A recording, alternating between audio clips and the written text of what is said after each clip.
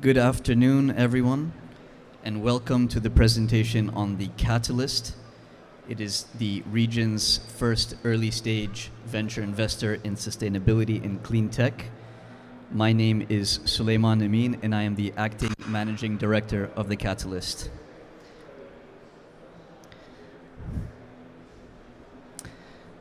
So, I'm excited to share with you today why now is the perfect time for green tech startups in the region. The last few years have seen a rise in venture investment in green tech, and now we're at a point where the market opportunity for these startups are massive. It's tough to say the word opportunity when we are talking about a potential catastrophe, a crisis, looming crisis that humankind has ever faced, but nonetheless, the opportunity for venture capital to tackle this multi-trillion-dollar market in the next 10 years is abundant.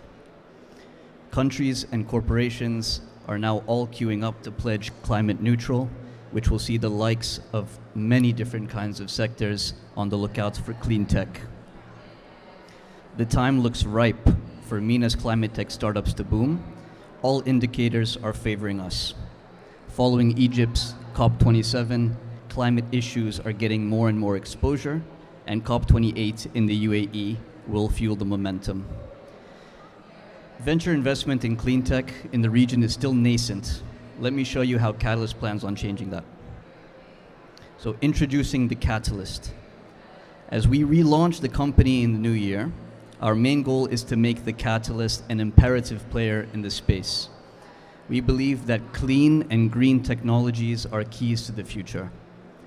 One area of distinction that we see in our sectors for startups in these respective fields is that usually the startups that we are targeting are CapEx heavy, hardware heavy, and IP heavy. These are all things where traditional venture capitals try to stay away from. We're different because we understand the pain points of these startups. We are backed by two energy juggernauts, Masdar City and BP, and we understand that time to scale is not the same as other startups in our sectors, and we provide that support and capital needed to get you to the next level. This is our competitive advantage and sets us apart from traditional venture capital. We understand the needs of these startups in the green tech sector, and our shareholders are motivated and supportive to your development. The Catalyst mandate is clear. Through our mandate, we are aligned with our shareholders, Masdar City and BP's strategy, and working towards building a thriving, sustainable.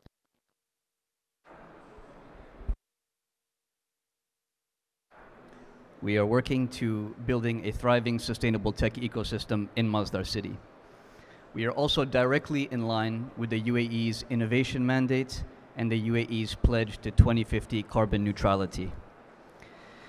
Not only will we support Masdar City's tech, but eventually have our own startups gain global recognition, contribute to local research and development, economic viability, and develop sustainable solutions regionally and then to the world.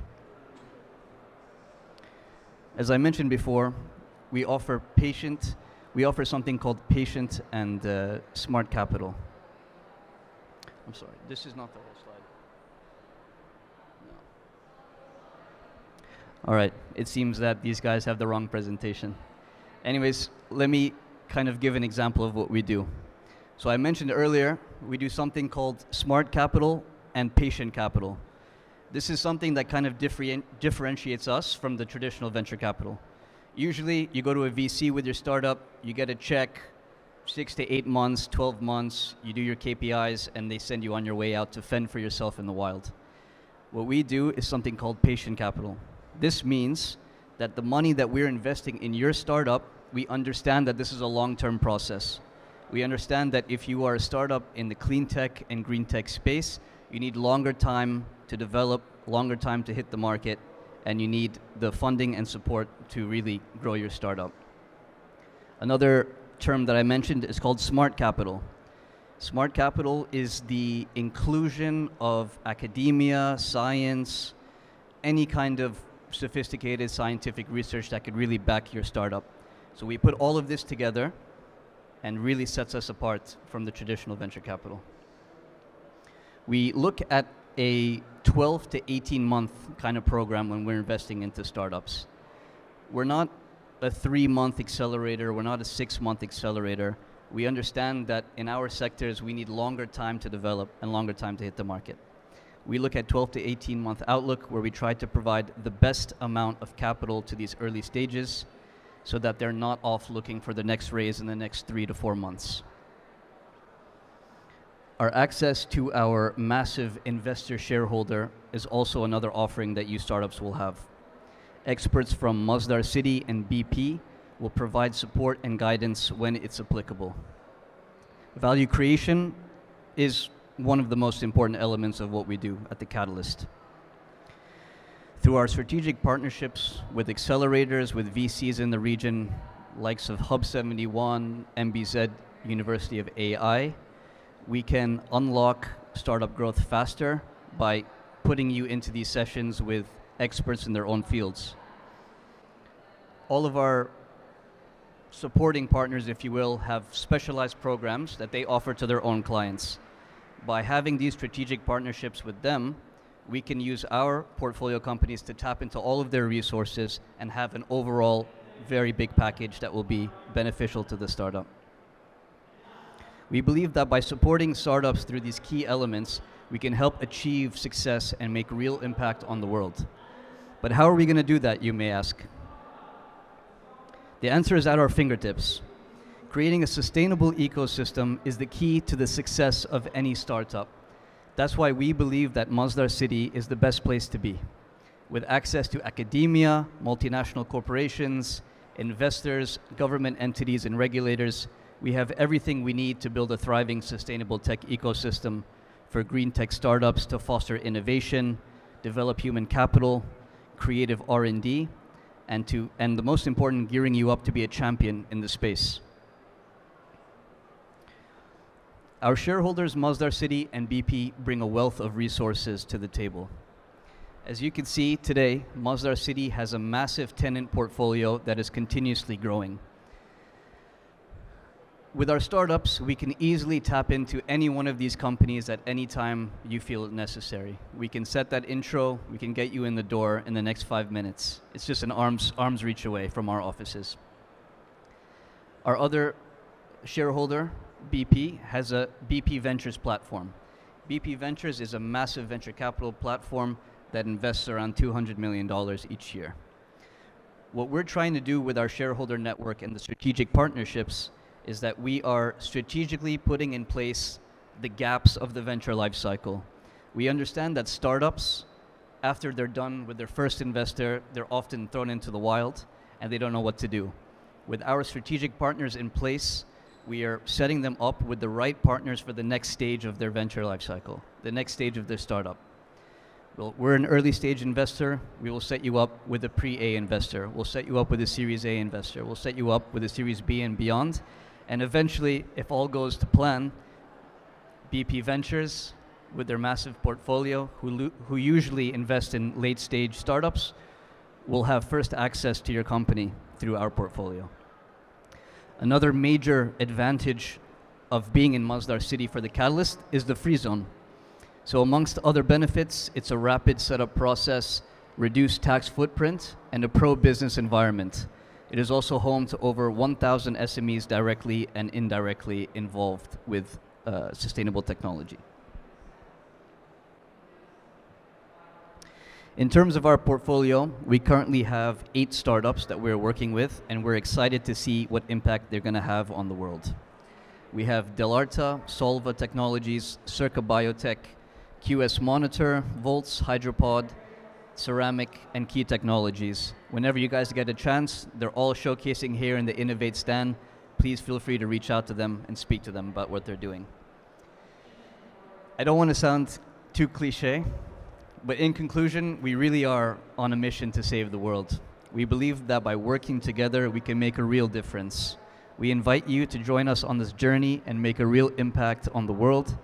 If you're interested in learning more about us, feel free to reach out and do not hesitate. Thank you very much.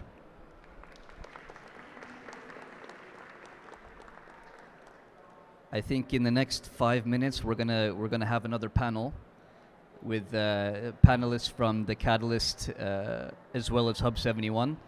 So guys, if you could just sit tight for another 5 minutes while we get sorted out, and we'll be good. Thank you. Good afternoon, ladies and gentlemen, and welcome to Investing in Green Tech, turning challenges into opportunities in the UAE. I am thrilled to be joined today by panels of experts from some of the most innovative and forward-thinking green tech startups in the region. To my left, we have Zain from Green Future Project. We have Vladimir from Volts, Deniz from Arcureef, and Mohammed from Solva. Please give them a warm round of applause, guys.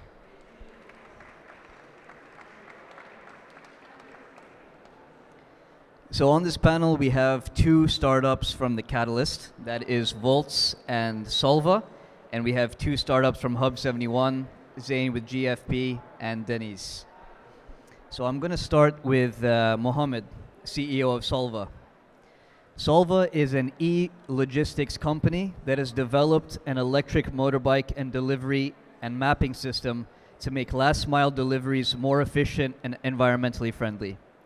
Mohammed, can you tell us a bit about your technology and what inspired you to start Solva? Sure. First of all, thank you so much for having me, Suleiman. We started Solva in 2017, late. Solva started as a company called Volta. It was a research center at that time, self-funded by me and my co-founder, who happens to be my brother, Yusuf.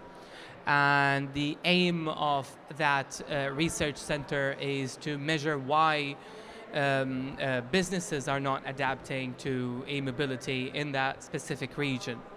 So from 2017 all the way to 2019, we found the reason, and we have rebranded Volta to become Solva.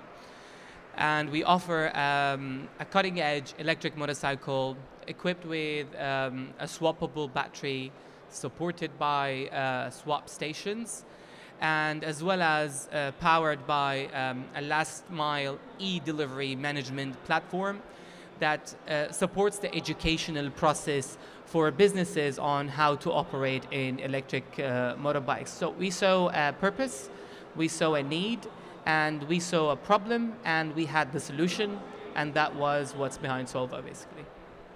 I mean, that sounds very interesting, and you know, it's very interesting to see that you've pivoted a few times in your journey of the startup. Can you tell us more about the biggest challenges you faced in the development and implementation of your technology, and how did you overcome them? Well, I'm an architect engineer in the background. The first challenge, I would say, for that type of businesses is to be able to acquire talents in this part of the region. And I had to do another degree in IT, do another further studies in product management and product design and industrial design. So I had to kind of take things on my own at the beginning. Being a green tech startup, heavily depending on hardware, it's very hard to have the required funding easily compared to a technology SaaS platform in the region. As you said, Suleiman, in your presentation earlier, the program is 12 to 18 months, which is quite amazing that you have that timeline, because it's actually the required timeline for a hardware tech startup to acquire funding.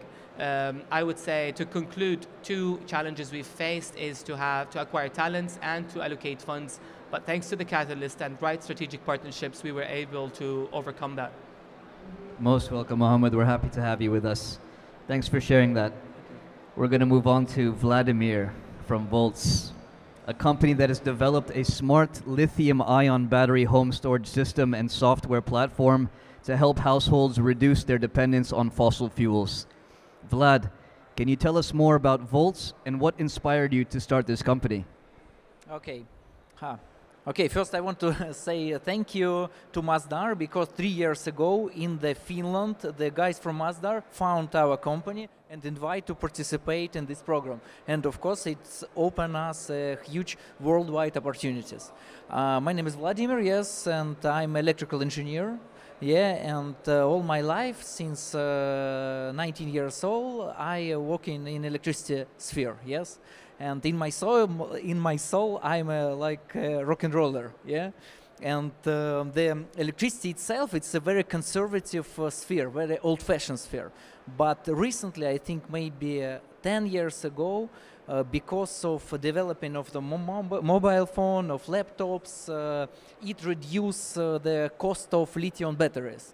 And nowadays, we look that all electricity transformation, yeah, and like 100 years from the electricity depend itself, yes, was invent itself.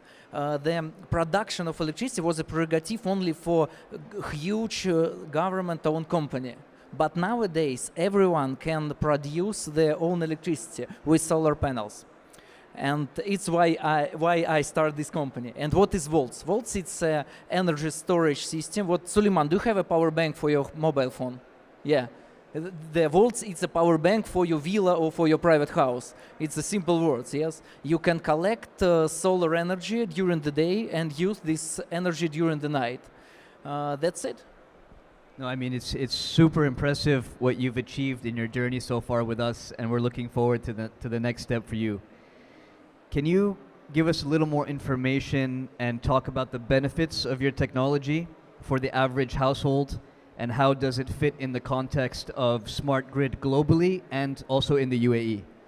Yeah, let me tell about our Europe customers. Yes, the people, they want to buy solar panels and they want to buy energy storage not because of money, not because they want to save the money or they like count this IRR, how when I get my money back. They buy it because of the lifestyle. You know, they want to be green, they want to have electric car, they want to have a PV panels to, I don't know, to feel that they belong to the future. And here in UAE, I think it's a istidama here, yes, the like a strategy how UAE take this gift from oil, yes, and put this gift into the future of the children in Arabic world. And of course, like when you install the PV panels and energy storage, you can produce electricity energy forever. Thank you for that. Our next panelist is Zain, from the CEO of Green Future Project, which has developed an innovative platform to track, trace, and visualize your climate impact in real time. Zain, can you tell us more about your platform and how it helps individuals and business understand how they're going to reduce their carbon footprint? And what are the key metrics that are being used to calculate the impact, and how accurate are they? Thank you. Thank you, Suleiman. Can you hear me? Hello? Okay. Thank you all for coming. I'm Zain, co-founder and chief growth officer of Green Future Project. We are a Hub71 startup, and we came to the UAE in September. Headquarters are in Milan. So Green Future Project is a software company. We help businesses with their decarbonization process in a 360 degree. So we do everything end to end, from measuring, reducing, offsetting, all the way to tracking and reporting. We started off as a bridge between businesses to reach the best NGOs around the world and help scale them and finance them. And eventually we realized a demand for a 360 solution, and with our strategic partnerships, we've created an ecosystem of different scientists, developers, creatives, artists, marketeers, and built a one-stop shop solution for corporate sustainability practices. Oh, I mean, that's interesting. I'm sure there are so many kinds of use cases that companies, even startups for that example, could join the platform and benefit from. Can you give an example of a company or organization that has used your platform and the impact it has had on its sustainability efforts? Sure. So I think the benefit of being a software company is that we were able to develop multiple plug-in solutions. So that allows us to be very agile and adaptive to any business model. So we have different off-the-shelf solutions, and we also do more bespoke advisory services as well. So we work with 85 businesses across industries, so F&B, fashion, finance, electric mobility.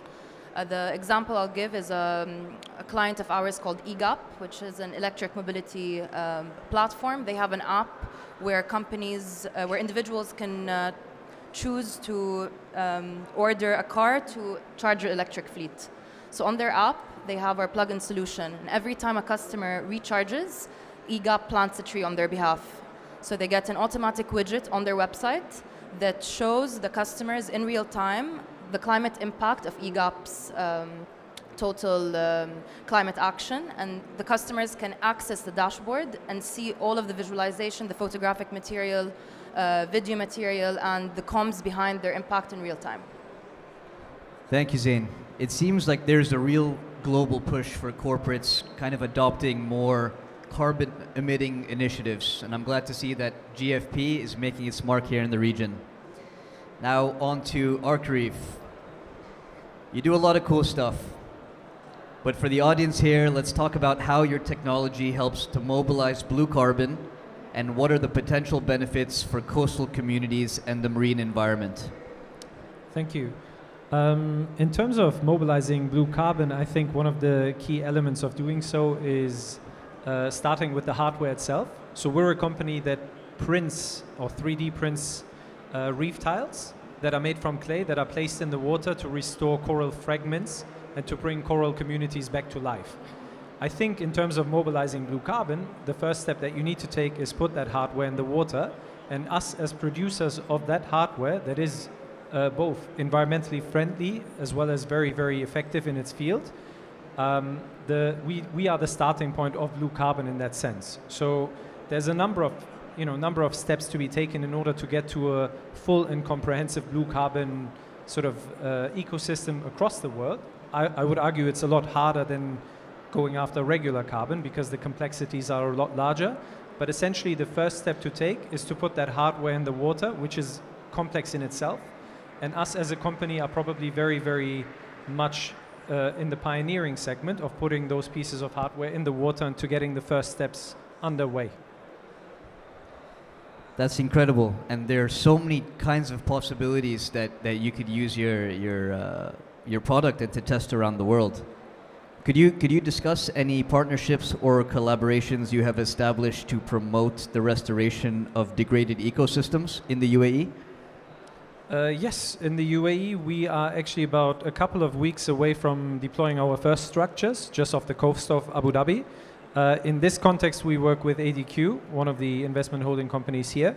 But outside of the UAE we've worked with large real estate firms. One of Asia's largest real estate firms is one of our clients, for example. We also work with luxury goods retailers who want to make a contribution to the environment. So the set of businesses and the set of clients that we can call clients, they are very different in nature, but they all seem to have a similar goal in mind, and I think that's just being accelerated in 2023 as well. I think just for the benefit of the audience, maybe you could give a little brief about what you actually do. I think we skipped that in the beginning, but I think they would be very interested to learn what kind of 3D printed models you produce. So we actually have them at our mini booth in the corner there, but they are about 50 by 50 centimeter in size. They are reef tiles, and the logic that we apply to them is that similar to you refurbishing your floors with tiling in your house, we refurbish the ocean floors using these reef tiles. They are small, they are agile, they're very modular, and we allow a single diver to deploy as much as 40 square meters worth of reef tiles in a single day. And those reef tiles then serve as the foundation for corals to grow on. So we then put coral fragments on top and watch them grow, and typically they grow faster and they secure the highest survivorship across the board as well. So it's essentially reef tiles, hexagonal, and if you want to have a look, you can come by the booth in a few minutes as well, but it's a very, very digestible product. You see, I told you guys that it's very cool technology. You have to trust me. So this last question from my side, just purely out of interest. I'm a big kind of, marine ecosystem nerd. I love being in the water. I love the wildlife there. What are the biggest challenges you've encountered? And what's the biggest challenges you've encountered while restoring these degraded ecosystems? And how has your technology helped overcome them? I'd say one of the biggest challenges is site selection. So as you can imagine, the ocean is vast, the coastal communities are vast, and just because a site used to exist where coral reefs used to thrive, that no longer might be the case. So I think one of the challenges is really putting in the work when it comes to selecting the right sites and being able to really go into the detail as to whether that site might or might not be suitable. And then maybe beyond the actual physical work, there's always issues around regulation as well. So waters can be quite difficult. Who regulates them? What type of permits are needed as and when you want to deploy structures in the water? Who benefits from it and who wants to be part of it? I'd say the combination of those two things is probably the most common. And I'd say we've overcome them by creating, again, a solution that's very digestible in nature. It allows for the local communities to get involved because it's so easy to install and it doesn't require any cumbersome engineering work. So that then also convinces the local authorities and communities to take part in the project itself. Thanks, Dennis. So fantastic. We've all heard a little bit about what our esteemed panelists do on a day-to-day. Let's dig a little deeper on how different players will play different roles in the future. So this is a question for all the panelists. I think we could start with Mohammed and come all the way down to Zain. How do you see government policies and regulations impacting the growth of the green tech sector in the UAE? And what changes would you like to see to support the industry? First, the concept you're working on is extremely interesting. Usually nowadays, most entrepreneurs are a fan of softwares and other technology related, but it's a great cause, and thank you for sharing that with us. Answering your question, Suleiman, as a hardware-intense business, we work with companies such as McDonald's, Aramex, Americana Group, KFC, Hardee's, etc., to do their e-deliveries. And the only challenges I would illustrate right now are the challenges I have faced and what I would want to see possible in the future to overcome them for newcomers, not just for me. When we started, we deployed the first delivery tailor-made electric motorcycle in 2017, and we were piloting at that time with Hardee's and Transguard Emirates. And we have spent around 8 months trying to register that vehicle, although we have acquired a European Union approval on the components of it. The regulations are now leaner towards adapting to the change of the entrepreneurs are trying to cause in the market, but there's always still a challenge for hardware businesses. A slight change in policies or regulations would put you out of business at a glance. So I would say a roadmap of a clear policies and infrastructure exposed right away up until the next 5 years or 10 years would kind of bring more trust in the ecosystem today. And I believe businesses, previously you used to hear the word education, letting the public understand the worth of sustainability and environmental impact. But I believe nowadays we need to educate businesses more, because businesses are the ones who owns the fleets. Individuals' average ownership of a vehicle in the UAE is 1.5 vehicle, but business is 10 plus. So educating businesses is important, and that comes with policies and regulations. I would like to see a carbon footprint tax in the UAE in the coming 5 to 10 years, for example, before we reach the net zero 2050 vision. I would like to see more digitized government platforms in terms of approvals and testing of new technologies. I see that coming, but I think now for the past 15 years, entrepreneurs were so busy in software, SaaS platforms, etc. As Jeff Bezos says, we have incredible technologies, but we don't have incredible hardware to cope up with that technology. So I think more regulations towards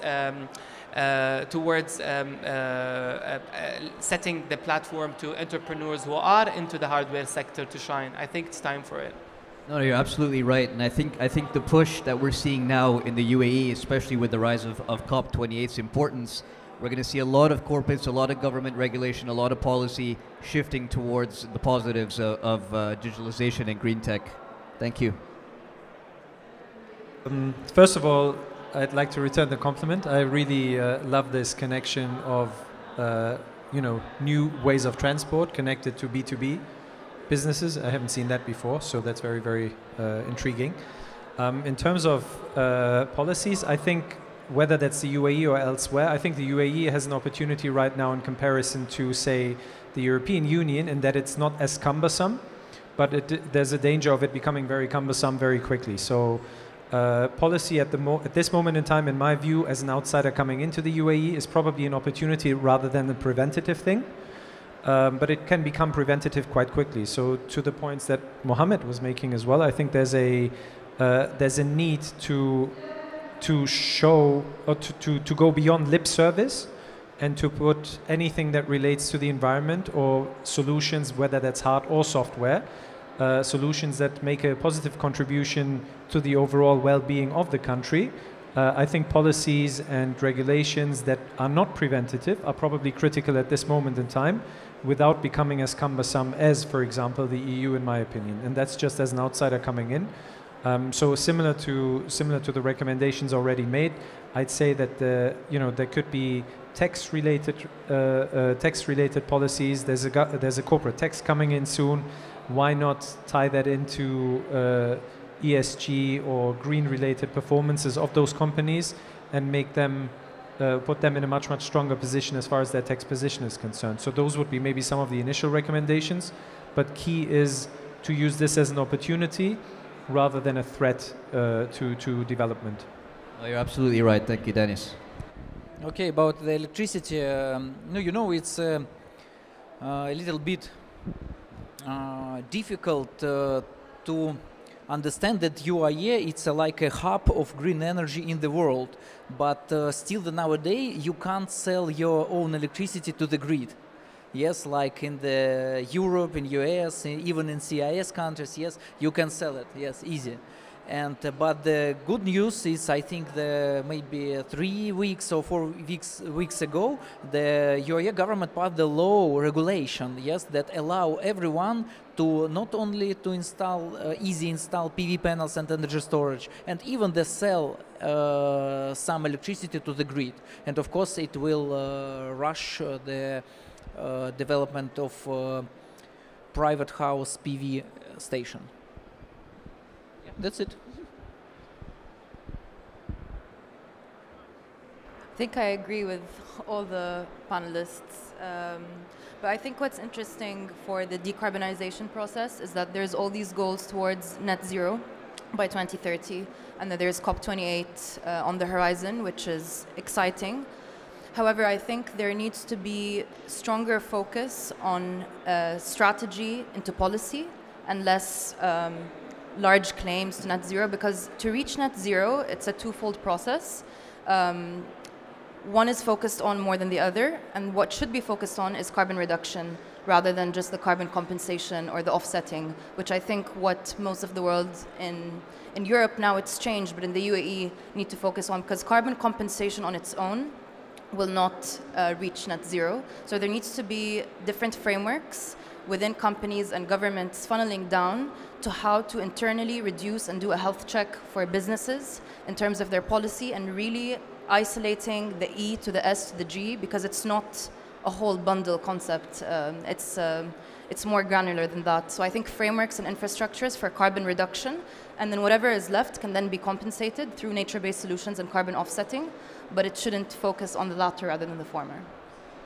I fully agree, and I think some of the trends that we see in the region is usually marketing comms first, right? We get the message out, we're going to go carbon neutral, we're going to reach zero emissions and all this stuff, but now it's time for us to actually act and implement these changes that we're all talking about.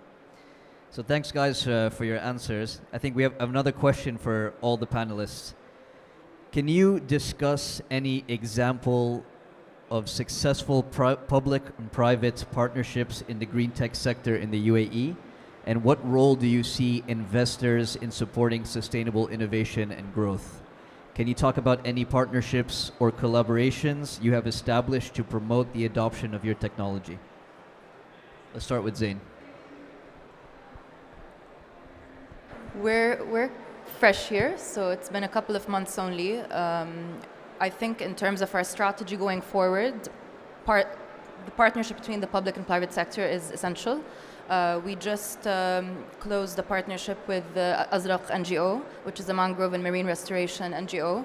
And we plan to create a strong synergy between corporate sustainability practices and ESG frameworks into funneling capital into the NGO. And that's the closest framework I can say that can be scaled. But I think it's a multi-stakeholder approach. And I think everyone from governments to businesses, scientists, students, creatives, educators are required to come together in order to find solutions, set an action plan, and then actually roll it out and implement it. So I think, again, not to be cliche, but solving the climate crisis requires a very strong and strategized PPP. Okay, I have a question about our companies or general. Your companies. Okay. Yeah. No, I can't. I can't not to say about our collaboration with Masdar Clean Energy Company. Yeah, therefore we have a partnership, even like a framework agreement. And when the Masdar Clean Energy they invested like enormous amount of money, $1 billion worldwide, yes, to invest and to provide clean energy to different countries. And of course they involve us to participate in this project, yes, to implement our solution in a different project of Masdar Clean Energy.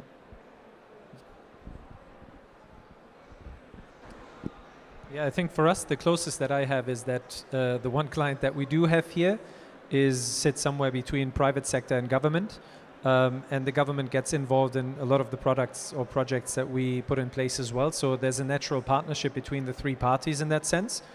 In our home market of Hong Kong, we have a number of examples of public-private partnerships whereby we go to the private sector first and then typically work with the fisheries department in order to actually deal with the implementation. And when we do that, we always get the local community involved as well, which then allows for those public sector companies to ultimately contribute to a larger contribution to, to getting sort of a much more comprehensive network within the own population as well. So that's something that we've done regularly in Hong Kong, and it seems as though it's somewhat similar in Abu Dhabi as well.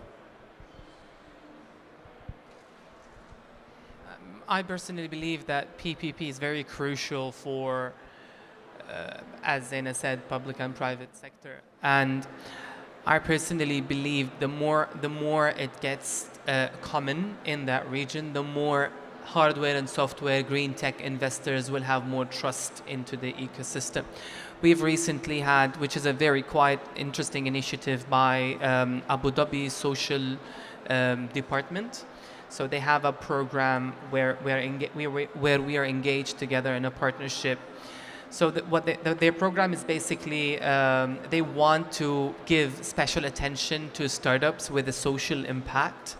So instead of you just issuing a trade license like the normal way, your trade license will have a tagline that says, "This startup has a social impact," which is kind of amazing, and it gives credit to the effort you do in a day-to-day basis, and it gives incentives to these startups, like the subsidized costs of issuing trade license, subsidized costs, and other government services. But the PPP I would like to see is a partnership between regulating departments inside the government entities with private sector. And when I say that, I would like to emphasize on the human resources, because we as people, we drive the change, and the more we have aware human capital in an area, the more change is going to have an impact. And yeah, that's basically it. Thank you, Mohammed. So I'm getting the crew behind you guys are giving me very obscene gestures, trying to speed me up to get me out of here. Joking. But thank you to all of our panelists. You know, we heard a little bit about the opportunities and the challenges that green tech startups are facing in the UAE. We spoke about the different kinds of players that are going to make real impact in, scaling up this sector and really making our green startups, more common and more effective. So I want to thank you guys all again for participating. Please give a warm reception to Zain, Vlad, Dennis, and Mohammed. Thank you guys very much.